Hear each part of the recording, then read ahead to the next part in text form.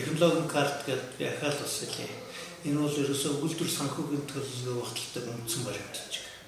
За нэгдүгээр тийм.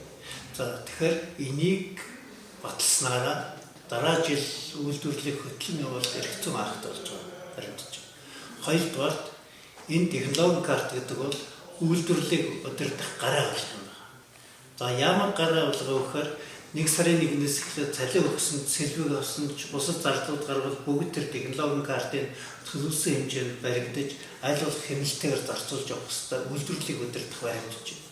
За 3 дугаар энэ баримтчиг маань технологийн карт гэдэг маань энэ төлөвлөлтийн баримтч юм. Өөрөөр хэлбэл тэнд гарч байгаа өөрөө өртөг бол хүлээгдэж байгаа өөрөө өртөг гэж хэлдэг. Тэнд бид нэр төлөвлөөд 2023 онд 1 кг буудаг тийм төгрөгөөр үйлдвэрлэнэ гэж гаргаж байгаа.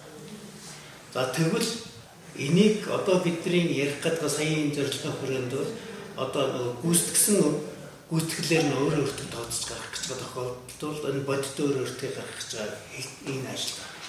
Тэгвэл одоо бид нэр энэ ургацыг энд бол одоо сая аймагуд ургацын балансаа өөрчилсөн байдлаар гаргаж байгаа энэ үе учраас бас тодорхойлтоо хэлэх боломж байгаа. Манай аймгийн дунджаал төшмөн зэрэг ургац. Энэ жилийн хөрс цагуурын нөхцөлд ийм л ургац бүрдлээ гэсэн гарын авлага болох юм бол одоо гарцсан байна.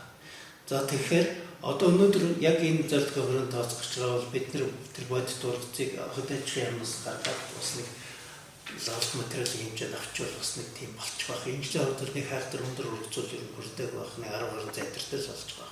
За тэр өмнө нөлөөлдөг зүйлүүд дээр би яг ярьж ийн вэхээр ер нь энэ өөрөө өртөг тооцоход энэ Монголын газар тариаланд одоо сүүлийн үед нэг бас нэг бодиттойгоор нөлөөлөд байгаа тэр хүчин зүйлүүдийг бас нэг тооцооч.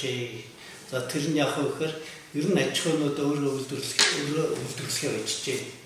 Одоо хамгийн мал бүгдийг таваар тушаачаал хавар болохоор бүгд өрөөрөөд явдаг. Ингэснээрээ тэр бүтээгдэхүүний өөрөө өртөгт нөлөөлдөг нэг том хүчин зүйлийг ерөөсөө барагдуулж байна.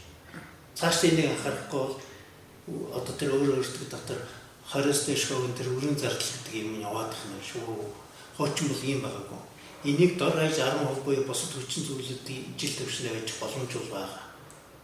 За 3 дугаарт нь энэ бид нар шатах тосол материал ийм асуудал бас одоо ингээд хаврын юм байснаа намрын юм боллоо гэхээр тэрийг бас одоо бол бид нэр гүйцэтгэлийн өөр өртөг тооцож гаргаж байгаа тохиолдолд одоо бодиттойгоор л энэ асуудлыг гаргаж авах хэрэгтэй. Тэрнээс одоо алтан дургжаар гээд одоо намрын өртгийг тавьчих юм бол одоо хаврын хандлага авах гэдэг ийм л нэг асуудал болох гэдэг.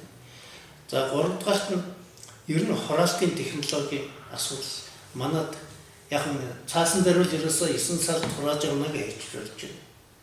Гэтэл одоо бид нэр 10 сард хураагаад байна. Ягаад 10 сард хураагаад байна гэдэг дээр ерөөсөө бүгдээр ингээд цаг урт авч асуудлыг хийчихэд ингээ бүрхэмтэлүүд байна. Тэгэхээр энэ зүйлүүд маань эцэс үйлдвэрлэлийн үр ашигт нөлөөлөд байгаа шүү. Тэгэхээр технологийн картыг аж ахуй болгонд их баг гэдэг хийлгдэг болмоор байна. Тэрүүгээр технологи удирдлага явдаг болмоор байна. Өөрснөө бас технологийн үйлчлэгээ авчирмаар байна. За өөрөө агномгүй байж болно. Тэгвэл одоо энэ бас зохих хэмжээний мэргэжлийн байгууллагуудаас технологийн картнаас эхлээд энэ бас тийм тусалцааг аваад явдаг тийм жишгийг тогтоовол бид нэр энэ газар тариалангийн үйлдвэрлэлийн үйл ажиллагааг бас нэг зохих төвшөнд нь бас нэг санаа тавиад ийм гормын дагуу явуулах гэж оролдох ийм боломж нэмэгдэх юм бол